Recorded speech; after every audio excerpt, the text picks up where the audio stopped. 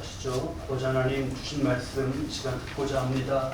주님, 저희의 귀에 저희의 심령에 하나님의 음성을 들려주시고 우리의 삶 가운데 생명이 되고 우리의 삶 가운데 인도하심이 되고 힘과 능력이 되는 그러한 말씀 주께서 저희 심령에 들려주시옵소서.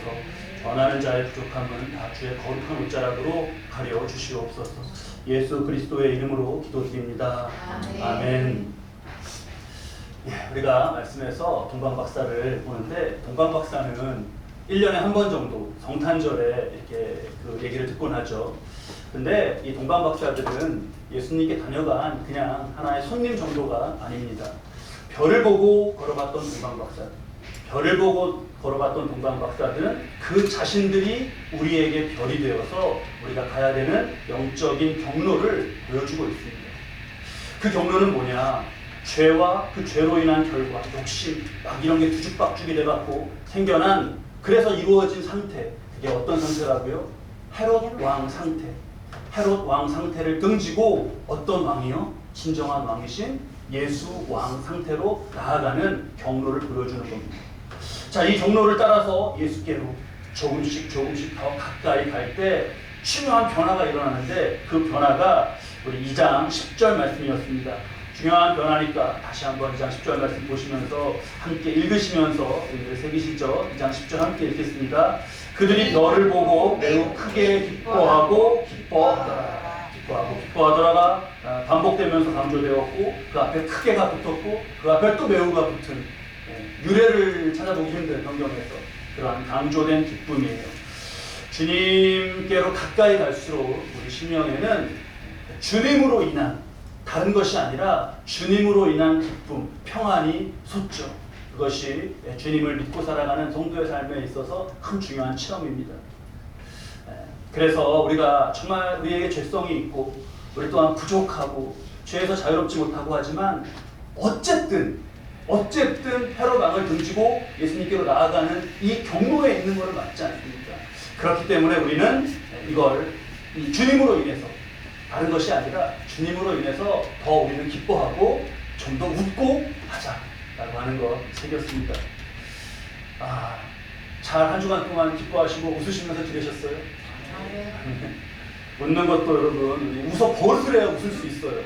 웃어 버릇해야. 그래서 지난주에 이어서 이번 주에도 여러분 이 얘기 듣고 한번 웃어보십시오. 웃는 훈련이에요. 그러니까 포인트가 뭐냐 하면, 여러분 포인트가 이 얘기가 얼마나 웃긴가 이렇게 생각하는 게 아니에요.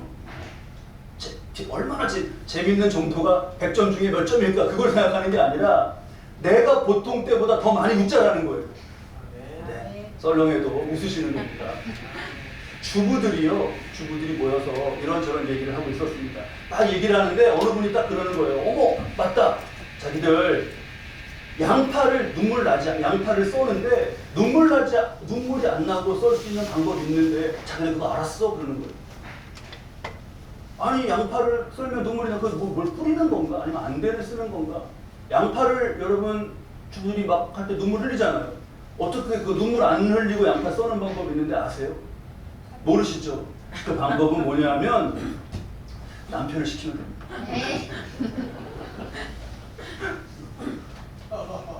네, 우리 집사님이 100점으로 웃으셨어요. 다시 NG 녹화되고 있는데 NG.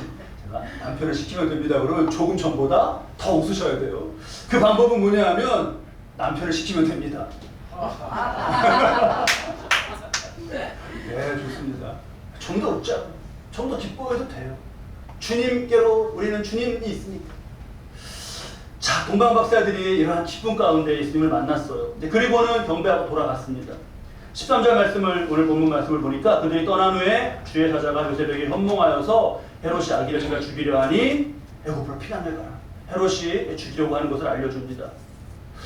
이거 보면서 여러분, 헤롯이 이렇게 나오는구나를 보면서 그래서 정말 우리는 판단과 어떤 행동을 할 때 정말 늘 기도가 있어야 된다라는 거를 뼈저리게 새기는 거예요.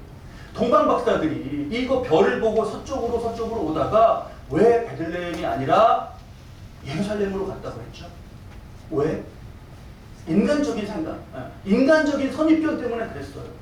왕이니까 왕궁에서 나겠지. 그리고 헤롯한테 가서 물어본 거예요. 그게 안 되는 거죠, 그러면. 별이 보여서 따라오다가 별이 갑자기 안 보이면 어떻게 해야 되나요? 기다려야 돼요.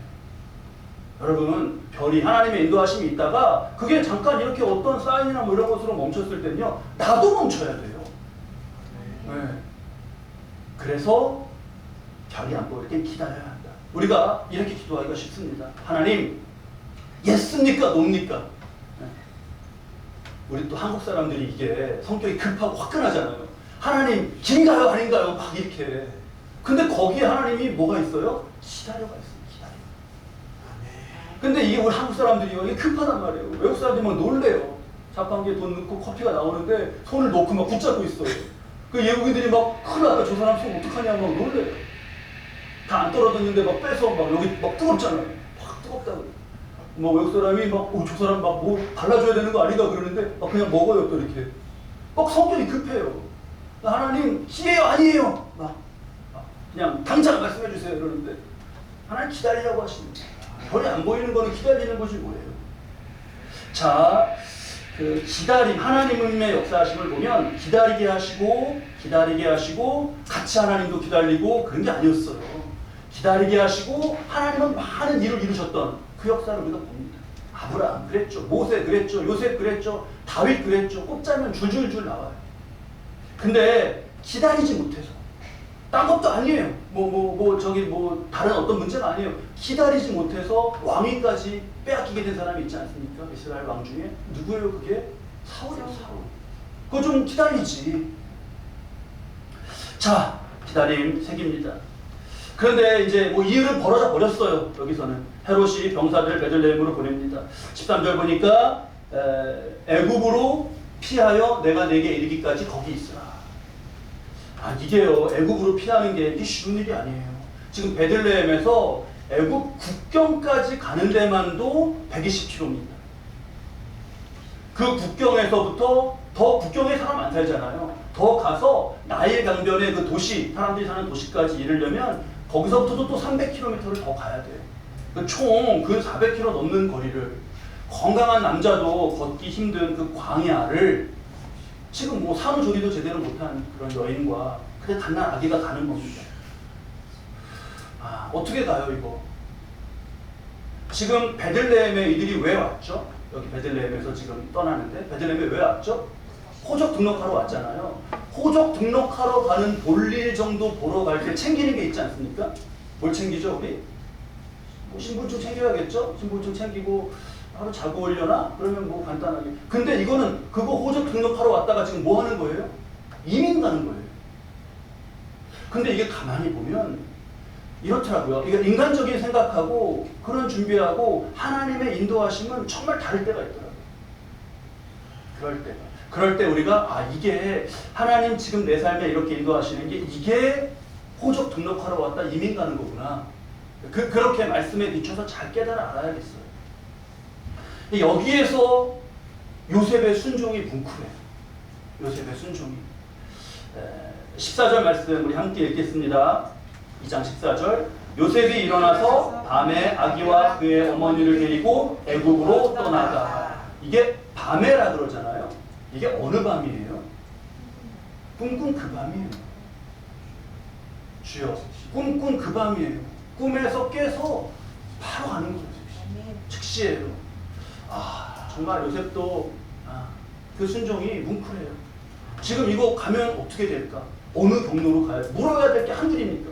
애굽에 어디요? 일단 번지수가 나와야 갈 거잖아요. 애굽 어디요? 근데 그게 아니었어요. 우리 그 찬양 있죠? 내일일은 난 몰라요. 장래일도 몰라요. 힘이 들고 어려워도 찬송하며 갑니다. 아버지여 아버지여 주신 소명 이루소서. 딱 그게 지금 요셉의 심령 상태인 거예요.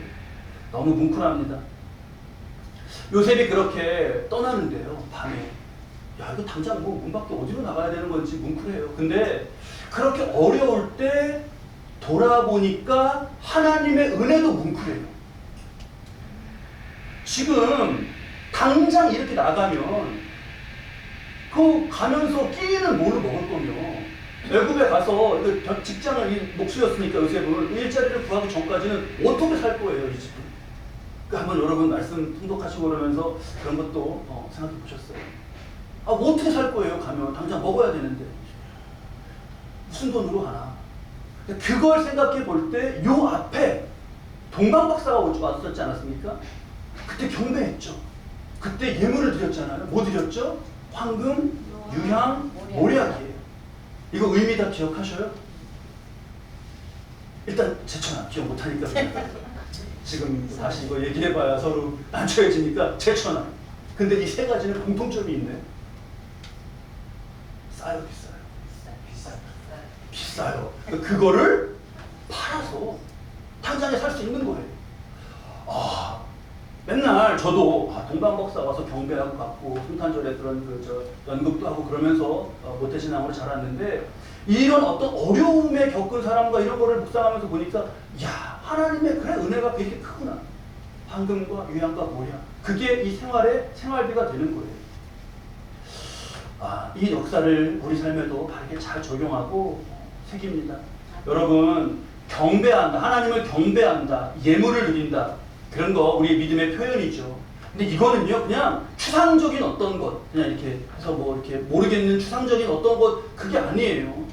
하나님은요, 우리의 예배와 우리의 예물을 하나님의 구원의 섭리에 아주 실질적으로 사용하셔요. 이거는 하나님이 사용하시는 거고, 우리 입장에서, 인간의 입장에서는 어떻게 되는 거예요? 이건 드린 사람의 입장에선 우리네 예물과 예배를, 그 삶을, 그게 그냥 하나님의 역사가 되게 하시는 거죠.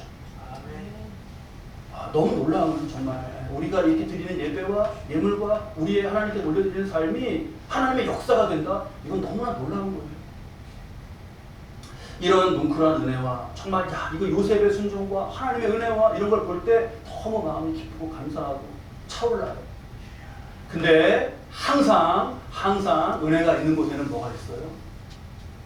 항상 은혜가 있는 곳에, 감동이 있는 곳에 그거를 깨려고 하는 찬물이 있고요. 은혜를 빼앗아가려는 게 있어요. 16절 말씀 보시면 헤롯이 박사들에게 속은 줄 알고 심히 노하여. 헤롯이 어떻게 됐대요? 심히 노했대죠. 왜 노했다고요? 박사들에게 속은 줄 알고. 나를 속였어? 근데 여러분, 헤롯 왕 상태, 이 죄로 범벅이 된 인간은요, 이런 모습이에요. 박사에게 속은 줄 알고 심히 노했대. 아니, 누가 먼저 속였는데? 자기는 그거 뭐라 그래요? 2장 8절 말씀 보시죠. 베들레헴으로 보내면 이르되 가서 아기에 대하여 자세히 알아보고 작거든 내게 구하여 나도 그에게 가서 경배하라 하라. 거짓말이 그냥 줄줄줄줄줄 나오고, 이래놓고 자기는 입만 열면 거짓말 막 이래놓고 나를 속여 그러면서 헤롯이 보라더라. 이런 죄의 모습이 이게. 그리고 제가 눈을 씻고 아무리 찾아봐도 박사들이 돌아오겠다고 약속한 건 없더라고요. 말씀 준비하면서 이게 박사들이 그래서 막 8절, 9절, 10절 여러 번 읽었는데 네, 돌아오겠습니다. 이렇게 말하지 않았어요. 자, 이런 그 죄의 모습을 보는 거예요. 이렇게 버럭 화를 내면서 정말 여기서 이런 생각을 어떻게 하나. 그 2세, 2살 아래 아이들을 죽이라 하잖아요. 여러분, 이게 여기서 우리 헤롯 왕 상태의 본질을 봐야 돼요. 그것은 뭐죠? 이기적이고 파괴적이고 고통을 주고 자기는 거짓말하고 다른 사람이 자기 그랬다고 버럭버럭 화내고 그런 거예요. 어떤 분은 이 헤롯의 영아 사례가 당시에 2000년 전이니까 어떤 미개했던 시대에 있었던 그런 일이다 이렇게도 말씀하시더라고요. 그때 그냥 미개했던 사회니까. 근데 여러분, 절대 그렇지가 않아요. 절대. 제가요 몇 년 전에 베트남에 갔었습니다. 베트남에 목회자 그런 어떤 그때 모임 가운데 갔어요. 아내와 함께 다 목사님들과 지방 목사님들과 갔습니다. 갔는데 그 가이드 설명을 잘 들어보니까 20세기 때까지도 베트남이 프랑스의 식민지였더라고요. 프랑스의 식민. 프랑스의 식민지면서도 베트남에 또 왕은 있었어요. 우리나라도 일제 식민지 때 우리 왕이 있었듯이 베트남 왕조가 있었는데 그 마지막 때쯤에 베트남 왕들이요 너무너무 무능한 거예요. 너무 무능한 거예요. 어느 왕 무덤을 갔는데요. 이렇게 무덤이 크겠죠. 왕 무덤이니까. 그리고 앞에 이렇게 뜰에 나왔는데 그 신하들의 그 상을 이렇게 쭉 도열해 놓은 상을 만들어 놨어요. 혹시 베트남 여행 가셔서 저랑 똑같은 데 가신 분 계시나 모르겠어요. 근데 뭐 왕릉이니까 웅장하고 이래야 될 것 같은데 신하들 상이 굉장히 신하들이 조그매요. 그래서 이게 신하들이니까 조그맣게 만들었나 그랬더니 가이드 설명이 이게 그때 실제 신하들의 키랑 똑같이 만든 거래요. 처음부터 작은 거예요. 초등학생? 뭐 요 정도도 안 되게 막 작은 그런 신하들이에요. 여러분 왜 그런지 아셔요? 베트남 그 족 자체가 키가 별로 크지 않아요. 그거는 좀 특징이 있습니다. 그런데 그 무능했던 왕조 시절의 황제들이 키가 작았어요. 자신들이. 그래서 신하를 뽑는데 자신보다 키가 크면 안 돼. 또 그렇게 뽑았겠죠. 이 정도까지는 뭐 그래도 그러려니 하겠는데 심각한 건 이제 마을이나 어디 시찰이라는 걸 나갈 거 아닙니까? 그 시찰을 나가면 키가 큰 사람이 있어요. 그거 어떻게 해요? 죽여요. 20세기. 그래 어느 마을 지역 일대를 지정해갖고 거기서 얼마 이상 키 큰 사람을 다 죽여라. 그럼 이제 가이드가 그 설명을 하는데 모든 목사님들이 다 저를 바라봤어요. 왜요? 그랬더니 목사님 감사하세요.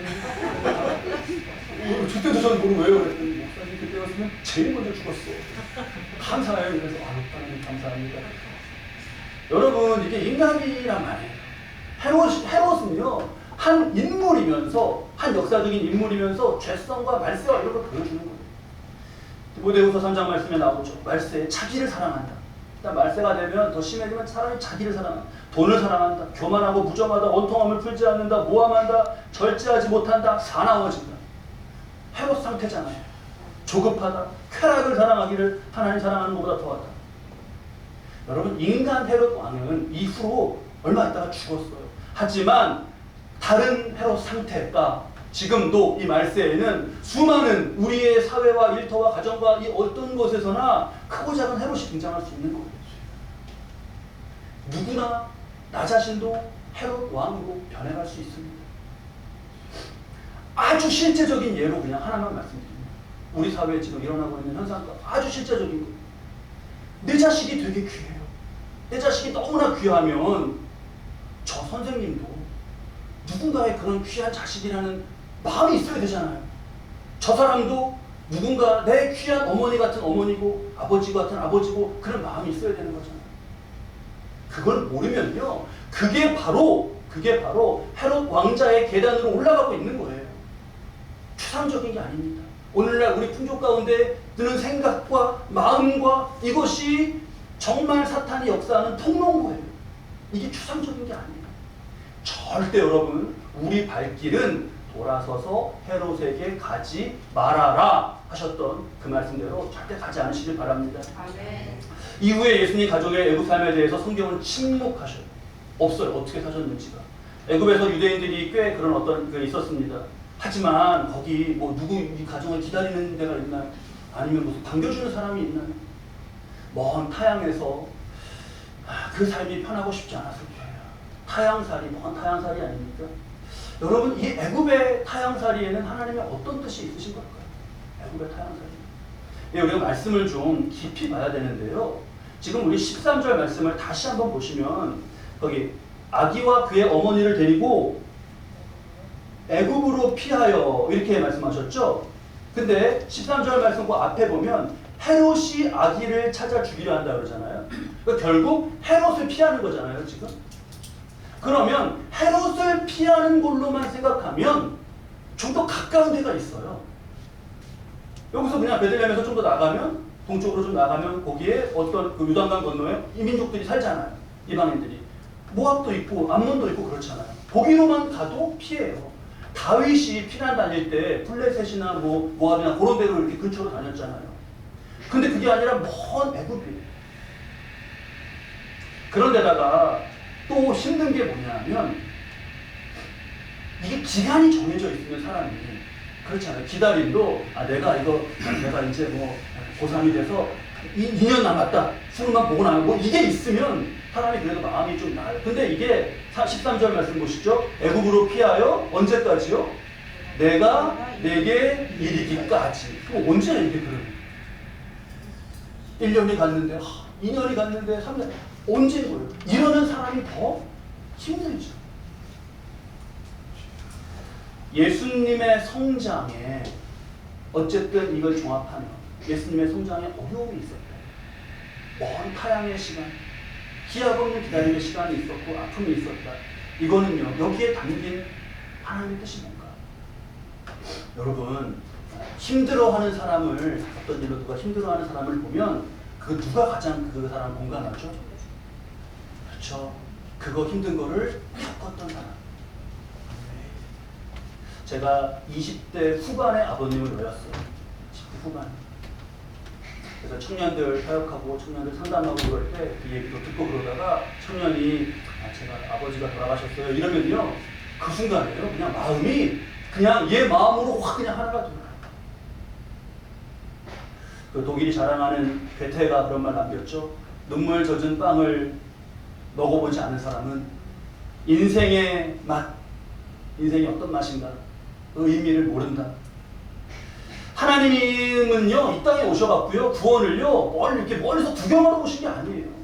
멀리서, 너 알아, 너 구원, 너 지옥, 너 천국, 이러려고 오신 게 아니에요, 하나님은. 인간이 눈물을 흘리는 그 자리, 고난과 아픔의 자리, 그 심령에 임하신 거예요. 이스라엘로 돌아와서도 그렇습니다. 우리 19절 말씀으로 가보면, 헤롯이 이제 죽었으니까 와라. 20절 말씀에, 이스라엘 땅으로 가라. 아기 목숨을 찾던 자들이 죽었느니라 하시잖아요. 그러니까 21절에 요셉이 이스라엘 땅으로 오는데 아켈라오가 아버지 헤롯을 이어갖고 그 지역을 막 다스리니까 아켈라오는 이때 아주 난폭한 걸로 유명했거든요. 그러니까 무서워하는 거예요. 거기 가면 안 되겠다. 큰일 나겠는데 그랬더니 갈릴리 지방, 꿈의 지시하심을 갈릴리 지방으로 하셨고 23절에 어떤 동네예요? 나사렛이란 동네에 가니. 참 여러분, 여기 말씀 보셔요. 자, 예를 들면 2장 18절 말씀, 라마에서 슬퍼하며 그러잖아요. 라마가 지명이에요. 라마에서 슬퍼하며. 이거는 사람들이 라마를 아는 거예요, 모르는 거예요? 아는 거예요, 라마라고 하면. 근데 23절 말 나사렛 거기 말씀 다시 보셔요. 뭐라고 돼 있어요? 나사렛이란 동네. 이건 사람들이 아는 거예요, 모르는 거예요? 모르는 거예요. 몰라서 알려주는 거예요. 사람들이 나사렛 들으면 몰라요. 아주 갈릴리에 이때 당시에 외침은 다 북쪽에서 왔잖아요. 그 침략을 다 맞으면서 힘들고 어려움을 겪었던 갈릴리. 거기서도 가장 작은 나사렛. 거기로 하나님 보내셔서 살아가게 하시면서 지금 말씀드렸던 이런 정말 인간의 가장 아픔과 소외된 것과 고통과 이런 것을 알게 하신 거죠. 여러분, 이거는 예수님이 베들레헴에서 나셨다. 조그만 마을 베들레헴에서. 자라는 건 더 작은 나사렛에서, 들어도 모르는 데서 자라셨다. 이런 우리 뭐 양구 그러면 멀리 있고 그러면 양구 그러면 알잖아요. 양구 큰 거예요, 나사렛은. 제가 제가 그냥 돌면 아세요? 돌면? 저기 어디 가면 있는 돌면이라는 동네? 모르시죠? 그런 데예요, 그냥. 돌면이라는 데 있는지 없는지 저도 모르겠어요. 그냥 생각나는 대로 말씀드려요. 들어도 그냥 모르는데 그게 어디야? 뭐 이런 거. 그런 데서 살게 하신 건 단순한 개인사가 아니에요. 그거는요, 우리네 약하고 아픈 자리를 품으시는 하나님의 마음입니다. 이런 말이 있어요. 한번 잘 같이 들어보시죠. 머리 좋은 것이 마음 좋은 것만 못하고, 마음 좋은 것이 손 좋은 것만 못하고, 손 좋은 것이 발 좋은 것만 못한 겁니다. 이게 무슨 뜻이에요? 머리 좋은 거, 머리 좋으면 좋죠. 머리 좋은 거 좋지만 그게 마음 좋은 거와 비할 수 없습니다. 마음 좋은 거 참 좋은데요. 내 마음 알지? 내 마음 좋은 거 좋은데요. 근데 그 손 내밀고 그 손 잡아주고 그 손으로 옆에 이렇게 함께 해주는 이 손 좋은 것보다 못해요. 더 가장 좋은 거는 발 좋은 거예요. 발 좋은 거는 무슨 말이죠? 글이 이제 이렇게 끝나요. 입장의 동일함이 관계의 최고 형태입니다. 입장의 동일함. 그 사람이 선, 그 발, 그 옆에 같이 서갖고 같은 입장, 같이 내가 이거 알아 하는 그게 관계의 최고 형태라는 거죠. 그러고 보니까 주님이 나셔서 이렇게 지금 베들레헴, 나사렛 막 이런 지명이 여기서 우리가 깨닫는 건 뭐예요? 주님 마음이 바로 그런 마음인 거예요. 인간과 입장의 동의다. 히브리서 2장 18절 말씀 제가 읽어드릴게요. 그가 시험을 받아 고난을 당하셨은 즉 시험받는 자들을 능히 도우실 수 있느냐. 아시거든요. 이 어둠이 뭔지, 이 외로움이 뭔지, 이 고통이 뭔지 주님이 아시거든요. 그를 도우실 수 있고 그를 이겨가게 하실 수 있는 겁니다. 주님, 우리 이 마음을, 주님의 이 마음을 느끼면서요, 오늘 이 마음을 느끼면서 좀 더 감사하고 좀 더 기뻐하고 이 주님이 나와 함께 하시니까 좀 더 웃고 하는 거예요. 입장의 동일함. 새기고 나니까요, 아까 그 양파 깔 때 눈물 안 흘리려면 어떻게 하면 된다고요? 남편 시키면 되잖아요. 그러면 안 돼요. 입장의 동일함이 돼야죠. 남편 까게 하고 어떻게 하면 돼요? 같이 까. 같이 썰어. 같이 울면서. 그거잖아요. 내 발을 잘 점검하시죠. 내가 주님과 같은 입장인가? 또 주님처럼 이렇게 힘들어하는 이와 같은 입장이 되어줄 줄 아는가? 하나님을 믿는 사람, 그 영이 거하는 사람은 뭐가 다르냐? 도대체 뭐가 다르냐? 세상적으로 보잘것없는 것, 소외된 것, 아픈 것에 대한 마음이 달라요. 왜? 그 마음을 가지신 주의 영이 내 안에 있기 때문에. 이걸로 점검해 봐야 됩니다. 이걸로. 성령 받았어? 방언해? 못해? 가르쳐줄게. 내가 가르쳐줄게. 방언 가르쳐주면 그 사람 뭐예요? 방언은 성령의 은사, 성령의 선물이잖아요. 그 사람 뭐예요? 그 사람 성령이신데? 어떡하지? 그렇게 막 그런 걸로, 그런 것도 물론 그 은사도 사모하고 하나님 주시는 것도 받지만 내가 점검해 봐야 될 거. 정말 내가 그런가? 주님 마음입니다. 하나님 옆에 발 딛고 계신 것 우리 이렇게도 봅니다. 우리 13절, 19절, 21절 손가락으로 잘 짚으시고 한번 보시죠. 13절 깨웁니다. 주기련이 일어나 어머니를 데리고 애굽으로 피하여 거기로 가라. 깨우시죠? 근데 13절에 보면 뭐라 그러시죠? 죽이려 헤롯이 아기를 찾아 죽이려 하니 일어나 아기와 그의 어머니를 데리고 가라. 일어나. 일어나라는 게 뭐예요? 왜 일어나라는 거는 자리에서 일어나는 거, 깨도 일어나는 것도 있고 가만히 있지 말고 움직이라는 뜻도 있어요. 그런데 지금 여기서 일어나에서의 더 우리가 깊이 울림 가운데 봐야 되는 의미는 뭐냐? 요셉이 지금 어떻게 하고 있는 거죠? 요셉 지금 뭐 하고 있어요? 자고 있잖아요. 자고 있을 때 일어나는 깨우라는 거예요.